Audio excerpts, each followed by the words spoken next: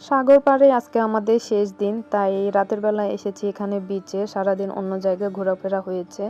টেকনাফ গিয়েছিলাম, টেকনাফ থেকে আসতে আসতে অনেক রাত হয়ে গেছে। তো রাতে একেবারে বিচের পাশেই বসে কিছু চটপটি আর ফুচকা খেলাম। এখানের চটপটি আর ফুচকা আসলে অসাধারণ।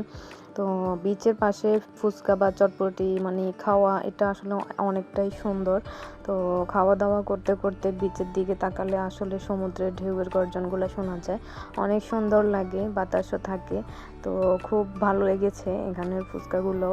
আসলে পরিবেশের সাথে ফুচকা খাওয়া, আমার তো এমনিতে ফুচকা অনেক পছন্দ।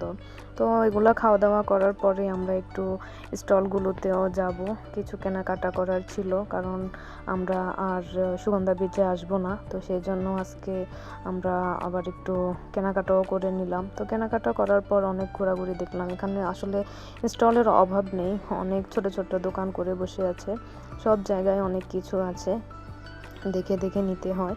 তো হালকা পাতলা কিছু কিনলাম, মানে যা যা লাগে। তো অল্প স্বল্প কিছু কিনেছি, আচার কিনেছি।